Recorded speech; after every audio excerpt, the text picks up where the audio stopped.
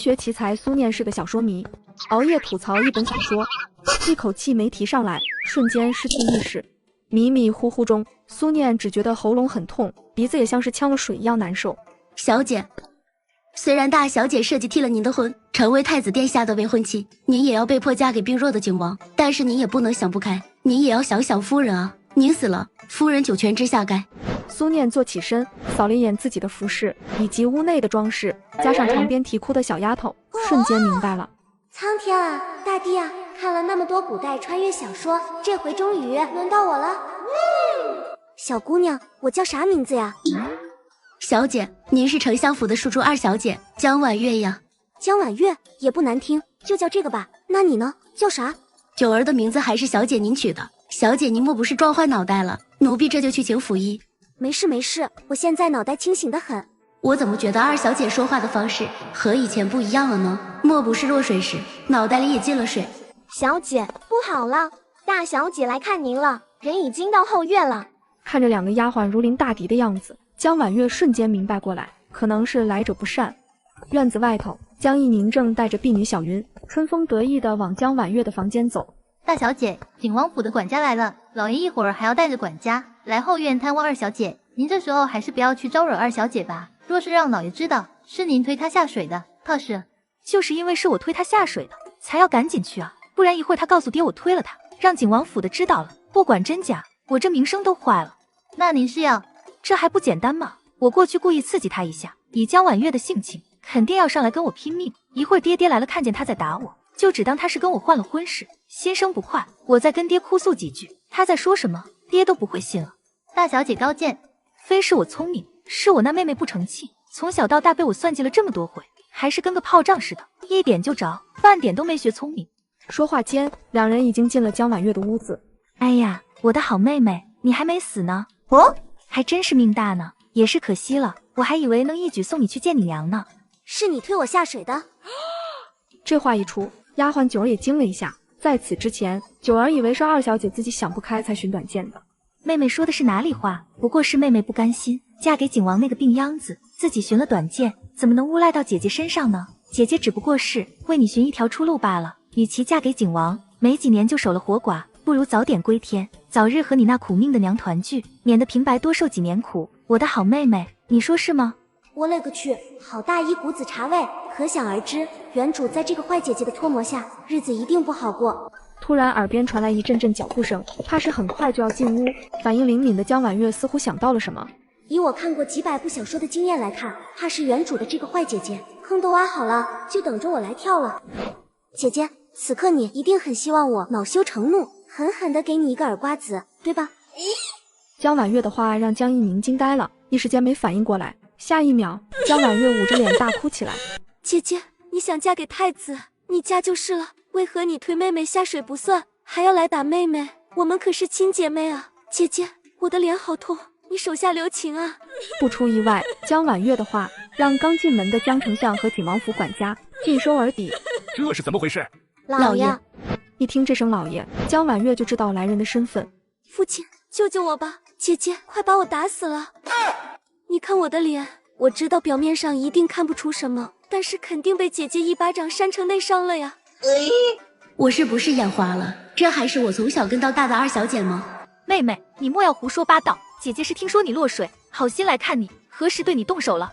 姐姐，你不要装了，你何曾是来看我的？你不但骂我是万世生的蠢货，还狠狠地扇了我一巴掌。父亲，你一定要为我做主呀！江一宁是这样吗？父亲，你莫要听他胡说，妹妹就是因为不能嫁给太子，心怀怨恨，所以故意栽赃我。父亲，姐姐要嫁给太子，我身为妹妹，怎敢跟他抢？我一个庶女，因着是爹的女儿，能有幸嫁于景王殿下，已是很满足了，哪里还会对姐姐有什么不满？这都是姐姐的假想。姐姐，你是因着以为我对你不满，才推我下水的吗？江丞相一听此话，自是一脸的得意相，毕竟别人家的庶女，就算嫁到高门，也只是个贵妾或是侧室，但他的庶出女儿都能嫁给堂堂景王做正妃，都是因为他这个丞相父亲的脸面。想到这里，心中对这个庶出的女儿也多了一丝喜爱。月儿，你放心，为父一定为你做主。一旁的景王府管家听江婉月说嫁给自家王爷已是有幸，也是一阵满意。江丞相，我们景王府也是高门，按理丞相您见到我们王爷还要行礼。二小姐虽然还是你们江家的人，但既然陛下已经赐婚，就是我们景王府未来的王妃，您岂能让她在府中受这等糟践，还险些没了性命？叶管家莫要生气，今日的事，本相一定会给景王府一个交代。原来这位是景王府的人，这下想以牙还牙，岂不是更容易了？爹爹，姐姐还说我嫁给一个病秧子，很快就要守活寡，这是真的吗？哎呦我的妈！医学奇才苏念是个小说迷，意外穿越到古代小说里。接上集。爹爹，姐姐说我嫁给一个病秧子，很快就要守活寡，这是真的吗？胡说！江一宁，你竟敢如此咒骂景王殿下和你妹妹，你是疯了吗？父亲，是江婉月自己诋毁景王殿下，我不曾说过此话。父亲，景王殿下是我未来夫君，也是我未来的依仗。女子向来以夫为天，难道我会咒骂自己未来的依仗吗？两个女儿都是丞相看着长大的，平日里江一宁仗着嫡女的身份，嚣张跋扈惯了，做出对庶女过分的事，丞相自然也是相信的。这些年我一直骄纵你了，让你这样不知道分寸。来人，把大小姐关到祠堂，抄写女德女戒100遍，不写完不能离开祠堂一步。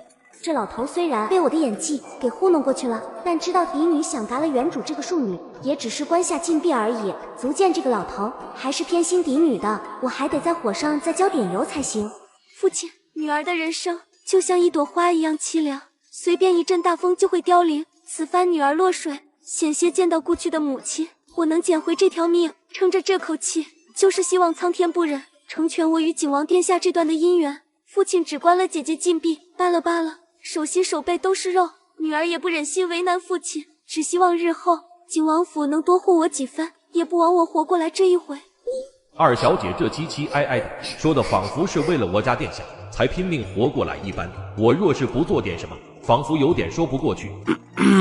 相爷，大小姐先是推二小姐下水在先，咒骂我家殿下在后，相爷只是关大小姐禁闭，未免太偏心了点。莫非景王府未来的王妃，在相爷眼中竟是此等没有价值？若是这般，那奴才只好如实禀告景王殿下，奏请陛下来为未来的景王妃讨个公道了。宁儿可真是我的好女儿，偏偏在景王府跟前生出事端，我就算有心包庇，怕是也不成了。若是传到陛下耳中，莫说是太子妃的事要泡汤，连我都要被臭骂一顿，到时宁儿的名声也全毁了。周管家莫要冲动，来人啊，把大小姐带下去，先打40大板，再关到祠堂反省。父亲，江婉月她在骗您，您为何只信她的一面之词，不信女儿说的？老爷，二小姐说的不是真的，二小姐是在诬陷大小姐。父亲，您看，姐姐的婢女都敢诬赖女儿，女儿虽然是未来的景王妃，在相府还是人人都可以见她，和地上的泥土有何区别？主子说话，什么时候轮得到你插嘴？滚一边去！来人，把大小姐带去用刑。江婉月深知丞相是见景王府的人在，才重罚了江一宁，但是他接下来一段时日还要住在府邸里头，得罪了丞相，以后的日子怕也不会好过。父亲，女儿虽然希望您能主持公道，但也不必这么重。姐姐虽然推了女儿落水，女儿这条命好歹也是救回来了，若是姐姐被打出个好歹，女儿心中也会不忍的。那你说此事应当如何？父亲下的命令，女儿也不能逼着父亲收回，不如这样吧，小云敢在主子说话的时候插嘴，想必很多事都是她撺掇姐姐做的，不如让小云替姐姐分担20大板，这样父亲气也消了，也不算反悔，姐姐也不至于会出事。一个丫鬟在丞相眼中命如草芥，能为自己最宝贝的女儿减去20大板的杖责，何乐而不为？紧接着，在江丞相的命令下，江一宁喊着冤枉，小云叫着饶命，就这样被拽了出去。月儿，你姐姐这样对你，你还为她求情，她真是应该感到羞愧。女儿哪里是为了姐姐，女儿是不忍父亲为难啊。若是姐姐真的出事，父亲岂不是非常难过？你能这样为为父考虑，为父很是欣慰。相爷，这是王爷听说未来王妃落水，让小的送来的东西送到了，小的就先回去了。王爷费心了，来人，送周管家出去。周管家离开后，丞相原本是准备斥责江婉月2句，还没来得及开口，江婉月抢先出了声。父亲，既然景王在陛下面前如此受宠，那女儿以后嫁到景王府，一定让景王多多帮衬父亲，让我们相府锦上添花。此话一出，丞相哪里还有斥责的心思，即将出口的话都噎在了喉咙里。月儿乖，你这几日好好休息，安心准备出嫁的事，父亲就先回去了。恭送父亲。待丞相离开后，一直处于懵逼状态的九才回过神来。小姐，您刚才真的好厉害啊！以前都是大小姐这么害您，今日您终于赢了一回。那是，本小姐这叫走绿茶的路，让绿茶无路可走。小姐，绿茶是啥呀？没什么了。那好吧，不过小姐，刚刚您哭着说那些话的时候，好假哦，九儿差点都快忍不住笑出声了。没办法，第一次装绿茶还不是很熟练，我以后还得会多加练习才是。不过小姐，九儿不明白，以前老爷都是护着大小姐的，今天怎么舍得处罚她呢？因为景王府的人在啊，父亲不给我面子，也要给景王面子，以后少问多思考，你才能学聪明，明白了吗？好的，小姐，九儿以后一定多思考。对了，小姐，3天后，皇后在宫里设宴，说是为了庆贺景王府和太子这两桩婚事。皇后娘娘知道您落水的事了，准许您若是身子不适的话，可以不去。去，当然要去。你不是说我本来是应该嫁给太子的，被江一鸣给抢了吗？我得去看看太子什么样，再考虑要不要抢回来。回到景王府，管家便将江婉月如何逼着丞相惩罚嫡女，回头又假装好人为嫡女求情，包括怀疑自己被江婉月利用，如述说与景王听。王爷，小的认为相府二小姐甚为矫揉造作，很是不简单呐。哦，竟是如此吗？是啊，王爷，奴才认为这桩婚事，您要是能推就推了吧。小的担心这二小姐日后给王爷惹麻烦。屏风后的景王轻轻嗯了一声，也不说是决定退亲还是不退，让管家也是一头雾水。相府大小姐推二小姐入水，她是这么指责她姐姐的，对吧？是的，王爷。那便将此事传出去，3日后宫中设宴，务必在宴会之前将此事传开，做得隐蔽些。可是王爷，此事若是传开了，恐对相府大小姐的名誉有损。本王倦了，退下吧。是，王爷，您保重身子。景王的安排让管家一脑门子问号。王爷如此安排，是要为二小姐出气吧？可是王爷跟二小姐还没见过呢。难道我们景王府上好的白菜，注定要便宜相府那只猪了吗？哎呦我的妈！小姐，大小姐现在还关在祠堂里头，夫人是大小姐的生母，按照她的性子，想必又要想法子搓磨您了。放心吧，她很快就会来求我。这是为何呀？江婉月还没回话，丫鬟翠儿匆匆走了进来。二小姐，夫人来了，夫人的脸色很不好看，您要小心了。江婉月连头都没回，九儿和翠儿一脸的不可置信，以往听见夫人来了，二小姐可是会被吓得脸色发青的。你这小蹄子，竟然敢诬陷你姐姐！怎么，这些年给你的教训还不够吗？竟然爬到你姐姐和我的头上来了！我今日必定要杖毙了你不可！嫡母，若是有求于人，就要拿出求人的态度。您这样气势汹汹，若是吓得我心绞痛发了，去找父亲哭诉，说嫡母想吓死我，那莫说是你想求我的事了，就是您自己，怕也是要被父亲厌弃吧。陆氏有些不敢置信，以往的江婉月见着他，早就脸色惨白，跪拜认错或是等候处置了。难道嫡母气势汹汹的找来，不是为了求我吗？我求你，你这个小蹄子，今日莫不是烧坏了脑子？嫡母，你确定真的不求吗？现在若是不求，仔细这一会儿嫡母想求了，我还不乐意听了呢。陆氏被江婉月似乎看穿了一切的眼神，弄得心里发懵。身后的婆子扯了扯陆氏：“夫人，二小姐见到嫡母，竟然不跪拜行礼，眼下还如此嚣张的与您说话，该拖下去打50大棍，以儆效尤才是。”婆子这话一出，陆氏也回过神来。险些被这小蹄子扎不过去，我可是江家当家主母，以往我让这小蹄子往东，他绝不敢往西的，只有我吩咐之论，何来我求他之说？拉伦，把这个不尊嫡母的东西给我拉出去，杖责50大棍。两个丫鬟齐齐跪拜在陆氏面前。夫人，二小姐是今日落水，坏了脑子，现在还有些不清醒，才会胡言乱语，还望您大人有大量，万不要与小姐计较。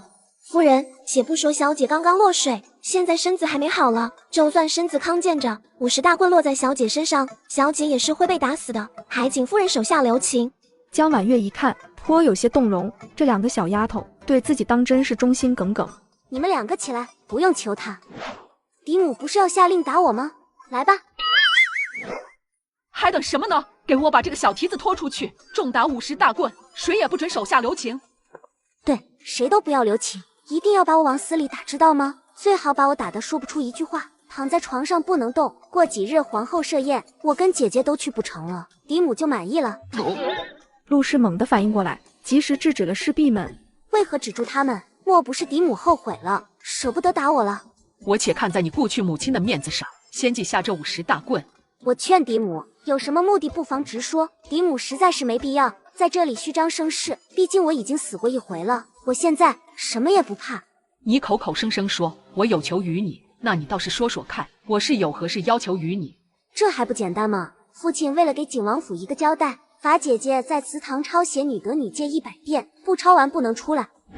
过几日皇后的宴会，长了脑子的人都知道，姐姐就算长了8只手，短短几日也抄不完。所以呢，过几日的宴会上，姐姐若是出席了，景王府的人定然认为是父亲出尔反尔，薄待我这个未来的景王妃，甚至不将景王府看在眼里。而姐姐倘若没出席，皇后定要问起姐姐是为何没去。待皇后把事情了解清楚，姐姐这太子妃的位置，她就保不住了。那又如何？即便如此，只要你父亲松口，你姐姐就能被放出来，何须求你？嫡母记性太差了，我刚刚说过的，父亲直接把姐姐放出来，如何跟景王府交代呢？只有我这个未来的景王妃出面为姐姐求情，父亲才能名正言顺地将人放出。或许景王府会看我的面子，就此罢手，以免后患。嫡母，您说是吗？江婉月落了次水，这脑子怎么还给泡聪明了？那我日后还能将他搓圆揉扁吗？哎呦我的妈！江婉月这小蹄子落了次水，这脑子怎么还给泡聪明了？那我日后还能将他搓圆揉扁吗？我要是没猜错的话，嫡母来之前已经见过父亲了。父亲碍于景王府，也不好改口，就默认了嫡母来此找我，是也不是？并且嫡母来之前，父亲怕也对嫡母说了，一定要好生与我说到此事，毕竟这都是为了我们相府的利益。可惜嫡母来了之后大发神威，还要把我拖出去打50大棍，不知若是让父亲知晓，嫡母半点没把父亲嘱咐的话放在心上，嫡母又要如何交代？你偷听了我与你父亲说话。嫡母说笑了，我今日并未踏出自己的院子半步，何来偷听父亲和嫡母说话呢？话已至此，嫡母到底是打算软下身段求我呢，还是继续摆自己的威风？那就随便嫡母了，毕竟天要下雨，人要作死，拦是拦不住的。话音落下，陆氏早已没了刚进屋时的嚣张气焰。既然你也知道这是你父亲的意思，那你就应该马上去找你父亲求情才是。你竟然还敢在我面前张狂，你当真不怕我将你父亲喊来吗？嫡母不妨去喊，女儿等着。见陆氏没了主意，身后的婆子急忙趴在陆氏耳畔轻声嘀咕：二小姐一向没有脑子，夫人不如就把老爷请来，等老爷来了之后，您且对着老爷哭诉，说他油盐不进。他若是对老爷告状，说你要打他，我们死不承认就行，毕竟也没真的打，他空口无凭，届时老爷只会觉得是他不识大体。陆氏一听这话，顿时觉得此计甚好，去把相爷请来，就说我们二小姐不尊嫡母，要翻天了。是。九儿和翠儿在此为江婉月担忧起来，毕竟夫人一向擅长指鹿为马，常常在丞相面前把黑的说成白的。没一会儿，门外脚步声传来，江婉月端起桌上的茶杯，是时候表演真正的技术了。一切发生的非常快，婆子还没来得及提醒陆氏，陆氏已经对着丞相开口了：相爷，您且不知这个孽障是有多么猖狂，我好话说尽，他不仅对我不尊，还当着我的面辱骂您，您看他嚣张的样子。他现在狼狈的样子，看起来很嚣张吗？陆氏一时间也懵了，支支吾吾又不知如何开口辩解。不待陆氏想出应对之策，江婉月狠狠掐了一把自己的后腰，瞬间眼眶泛红。父亲救我，女儿哪敢辱骂父亲啊！在这个相府，父亲是女儿唯一的倚仗，倒是嫡母方才一进来就泼了我一脸水，还下令要把我重责50大棍，真是吓死女儿了。陆氏是这样吗？相爷，您切莫听他胡说，是他不将我看在眼中，我一时间气不过才想。父亲，您看，嫡母她自己都承认了，那水不是我泼的，是他自己泼的。相爷，您要相信我。嫡母这话说的好生可怕，我为何要泼自己呢？难道嫡母认为我魔怔了不成？小姐，您这岂止是魔怔了，您这分明就是魔尊本尊啊！相爷，您若是实在不相信，可以问问在场的人，我有没有泼他水。父亲，这些丫鬟婆子都是嫡母房里的人，又岂会帮我说话？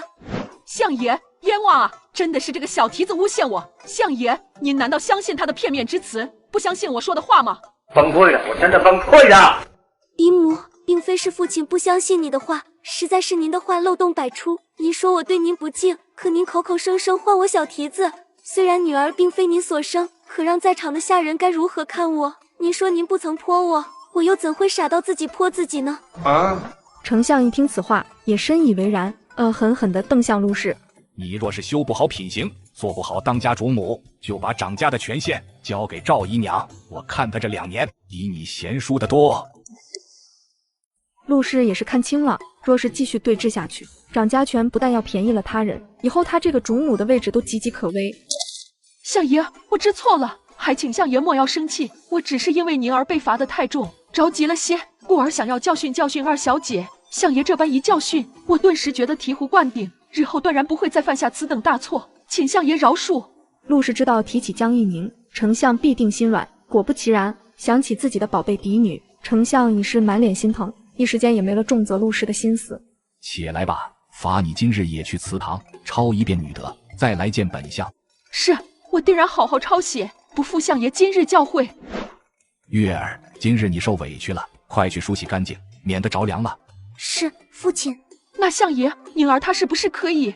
江婉月深知，若是此刻让陆氏继续说下去，自己也不得不直接替江一宁求情，于是他当机立断。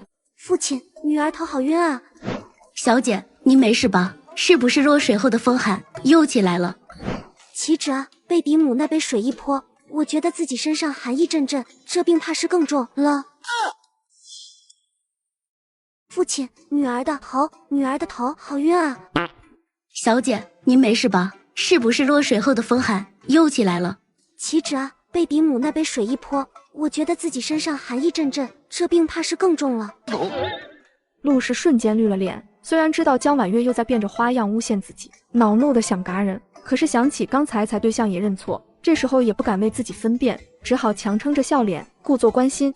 来人啊，快去请府医来，给二小姐诊治诊治，让二小姐早点痊愈，也免得我心中不安。还愣着干什么？赶紧去请府医过来。是。父亲，天色已经晚了，您的身体为重，您还是先回去休息吧。啊，我的头好晕。丞相原也是想让江婉月对放江一宁出祠堂的事松口，可是眼下看着这丫头虚弱的模样，此时再说这些，属实不合时宜。那为父先去休息，府医来了，让他好好给月儿诊治，不论需要何种珍贵药材，都用上。是。还有你，先去祠堂抄写女诫，有什么事等月儿身子好些了再说。陆氏吃了个闷亏，也不再吭声，咬着后槽牙跟着丞相离开了。等屋里走的只剩主仆3人，江婉月1秒痊愈。演了半天，可算是累死我了。演绿茶也是个技术活啊。小姐，您是装病啊？那一会儿大夫来了，您可不用怕，我这身子落水之后的确很弱，一会儿大夫就是来诊断，也断然看不出我在装病。小姐，您自从落水后变得太厉害了，夫人都不是您的对手了。平常都是夫人将白的说成黑的，今天却轮到您将黑的说成白的，奴婢实在是佩服。有什么好佩服的？我这还不是泼了自己一脸水，都是因为自己现在不够强大，只能用示弱这招。等我在相府站住脚了，你们就知道什么叫厉害了。不过说实话，我也没想到装绿茶虽然辛苦是辛苦了点，但是真的省事又管用啊，就是掐得我后腰好疼。小姐，您的后腰怎么了？我要是不掐自己哭得出来吗？我又不是真的绿茶，哪里来的说哭就哭的技能？肯定是需要外力辅助啊。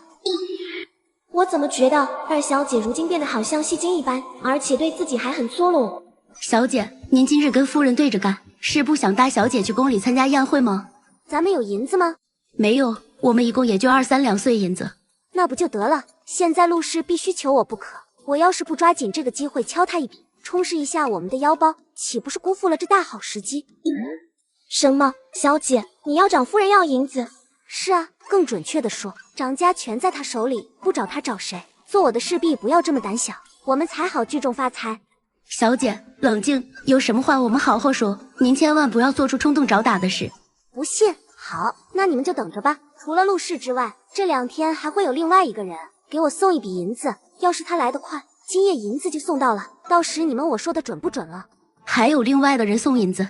小姐莫非是在水下泡坏了脑子，癔症发作了？哎，小姐，奴婢们还是伺候您就寝吧。